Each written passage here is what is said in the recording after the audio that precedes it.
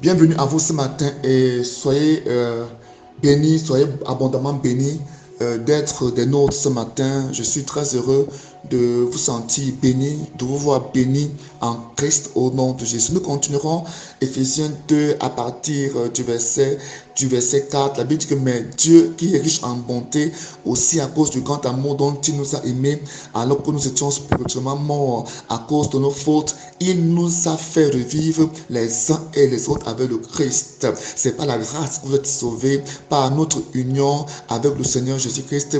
Dieu nous a ressuscités ensemble et nous a fait siéger ensemble dans le monde céleste. Il l'a fait afin de démontrer pour tous les âges à venir l'extraordinaire richesse de sa grâce qu'il a manifestée en Jésus-Christ par sa bonté envers nous. Dieu ce matin nous montre qu'il nous a aimés alors que nous étions encore ses ennemis, alors que nous étions encore ceux-là qui marchaient selon, n'est-ce pas, notre volonté et qui péchions en heureux de genoux contre lui. La Bible dit que nous qui étions prêts pour subir la colère de Dieu, nous qui étions prêts, vous vous rappelez dans l'Ancien Testament, dans l'Ancienne Alliance, comment la colère de Dieu s'est déployée contre Gomorrhe, Sodome, contre le monde de Noé, comment il y a eu le déluge, le monde d'antan fut complètement englouti. Ça, c'est la colère de Dieu. La colère de Dieu, c'est quoi? Vous vous rappelez, Sodome et Gomorrhe, il fut brûlé vif. Ça, c'est la colère de Dieu. La colère de Dieu, c'est quoi? Vous vous rappelez des gens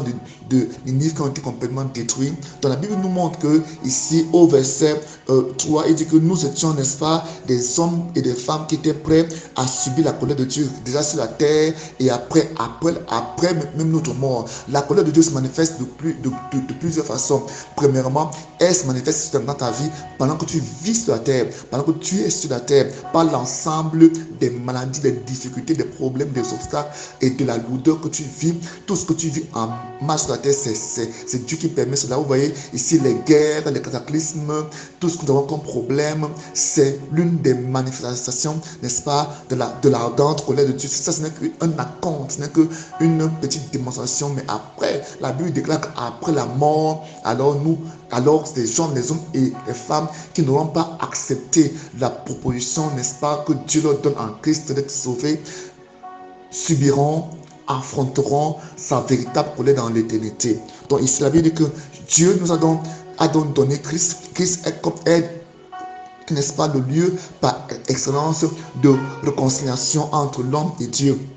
Dieu veut que nous puissions nous réconcilier avec Christ. Dieu veut que nous puissions nous réconcilier en Christ avec lui. Amen. Dit donc par notre union avec Jésus-Christ, Dieu nous a ressuscités ensemble. Pourquoi Dieu nous a ressuscités ensemble? Parce que nous étions morts. Nous étions morts et c'est en Christ qu'on vit. C'est en Christ qu'on est ressuscité. On vit en Christ.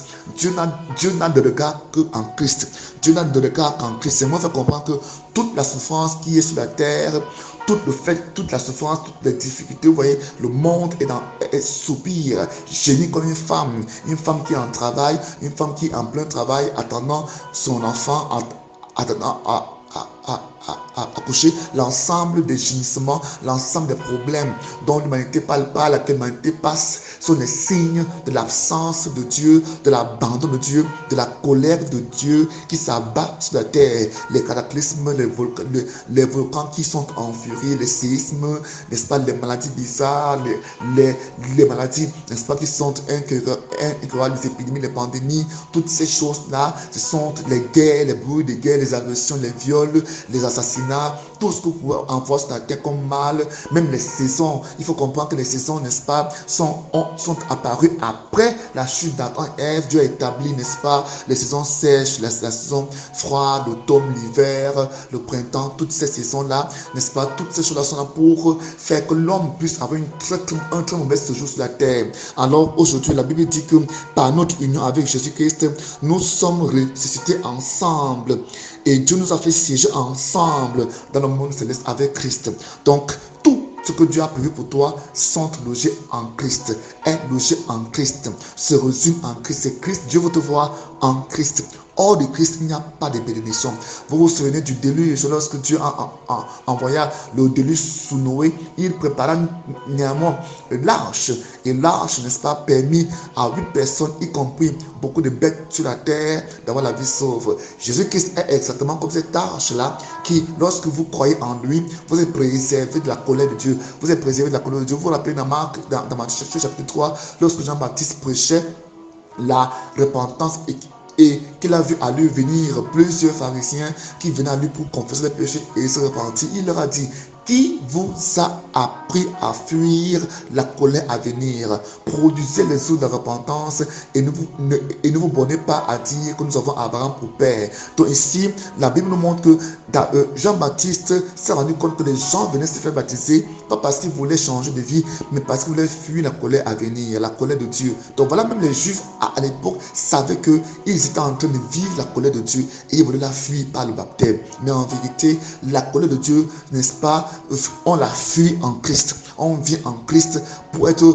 réconcilié avec Dieu. Amen. Voilà ce que la parole de Dieu déclare. Donc ce matin, si tu ressens la colère de Dieu, beaucoup de personnes ressentent cette colère-là de manière claire. À quelques minutes de leur mort, à quelques secondes de leur mort, ils ressentent des feux. Ils ressentent, n'est-ce pas, l'ardeur de la fournaise de l'enfer. Ils ressentent, n'est-ce pas, la chaleur de l'enfer qui brûle et qui les attire déjà. Et parfois, ils n'ont pas de moyens pour se repentir parce qu'ils ne savent pas comment se repentir. Parce qu'ils ont passé leur vie à vivre très loin du Seigneur. Pourtant, le salut, ce n'est pas la grâce, c'est un cadeau de Dieu. Alors, comment est-ce que nous pouvons refuser un si grand cadeau pour s'exposer à la colère de Dieu? Voilà pourquoi ce matin, la Bible te dit, le Seigneur te dit ce matin que c'est pas la grâce, c'est pas la grâce, c'est pas le moyen de la foi, c'est pas le moyen de la foi, c'est pas la grâce. Il dit la Bible dit que, verset 8, c'est pas la grâce que vous êtes sauvés par le moyen de la foi. Donc Dieu te donne la grâce et toi tu acquiers cette grâce par la foi, en croyant, en acceptant tout simplement. Tu dois avoir la foi, et avoir confiance en Dieu, que Dieu ne ment pas, Dieu ne peut pas se repentir. Dieu te sauve, il a envoyé Jésus-Christ pour te sauver. Amen. Il dit que cela ne vient pas de vous, c'est un don de Dieu. Donc le salut, c'est un don de Dieu. Ta guérison contre le salut, n'est-ce pas? Il dit que tu as été ressuscité en Christ. Le salut, la guérison, la bénédiction sont un don de Dieu. Dieu ne peut rien te demander avant de te donner quoi que ce soit, parce qu'il sait qu'il n'y a rien que toi tu peux lui donner qui puisse compenser ce que lui a à te donner en retour. Donc c'est pas la grâce que tu as ces choses et tu les obtiens par la foi. Donc ce matin, crois que tu es sauvé, accepte Jésus-Christ, crois que tes péchés sont enlevés, crois que tes péchés ont été enlevé par Dieu au travers du sang de Jésus-Christ. Crois que Dieu est bon et qu'il ne peut pas se repentir de ses dons. C'est la parole de Dieu qui le dit. Il dit, ce n'est pas le fruit des œuvres. Ce n'est pas le fruit des œuvres pour que des œuvres que vous auriez accomplies. Personne n'a donc raison de se vanter. Alors ce matin, il faut donc avoir cette assurance que Dieu a tout accompli pour toi. Il a tout préparé pour toi. Même Jésus-Christ, il a envoyé mourir pour toi. Alors tu es un privilégié. Tu es un privilégié. Ta vie est entre les mains de Dieu. Si tu vis aujourd'hui en Christ, si tu as accepté Jésus-Christ, sache que si tu vis, ce n'est plus pour toi que tu vis pour Jésus. Tu vis pour le royaume des cieux. Tu es désormais, n'est-ce pas, le reflet de sa gloire. Tu es désormais la manifestation de son amour. Mais je me te fais comprendre que aujourd'hui, tu dois accepter la grâce de Dieu. Tu dois accepter la grâce de Dieu. Ne tourne pas la grâce de Dieu en dérision dans ta vie. Amen. Que Dieu te bénisse ce matin. Soyez bénis ce matin dans le nom puissant de Jésus-Christ. Si tu veux recevoir ces grâces, si tu veux, n'est-ce pas, accepter ces grâces, tu veux prier avec moi. J'aimerais que tu pries, que tu lèves les mains là où tu es et que tu demandes à Dieu, que tu lui dis, Seigneur, j'accepte ta grâce en Jésus-Christ. J'accepte ta grâce en Jésus-Christ. Je demande pardon pour mes égarements. Je demande pardon pour mes péchés. Là où tu es, que ce soit dans un véhicule, bien que ce soit dans ta maison, lève tes mains, demande au Seigneur de venir te visiter, de venir entrer en toi, de venir faire de toi son enfant, de venir faire de toi sa servante, son serviteur, de venir te ramener de la mort à à la vie. Dis-lui, j'ai entendu que je suis mort à cause de mes péchés et que tu m'as proposé la vie en Christ. Seigneur, j'accepte la vie en Christ. Je te demande pardon pour mes fautes, que ton sang me purifie, me lave. J'accepte la vie éternelle. J'accepte par la grâce. J'accepte que je suis sauvé par la grâce. J'accepte, je crois que je suis sauvé. Je crois que j'ai été ramené de la mort à la vie. Je crois que toute semence de mort à moi est détruite. Je crois que je suis maintenant ton enfant.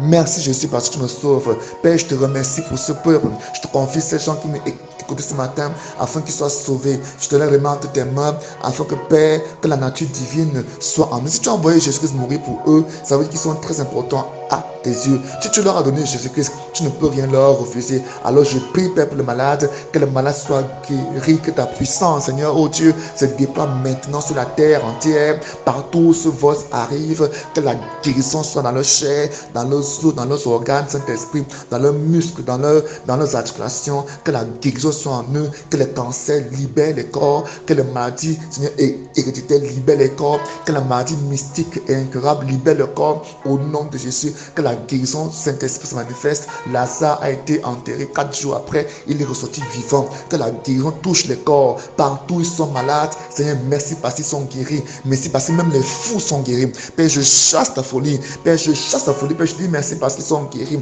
Les problèmes les gens qui ont les problèmes de méningite sont guéris. Les problèmes dégénératifs sont enlevés, disparaissent, Saint-Esprit. Au nom de Jésus, tout démon part de vos vies. Au nom de Jésus, merci parce que tu les guéris complètement. Au nom de Jésus-Christ. Mon nom c'est Bled Bethiem. Mon contact appel WhatsApp, c'est de plus 237 6 78 88 88 31. Soyez bénis.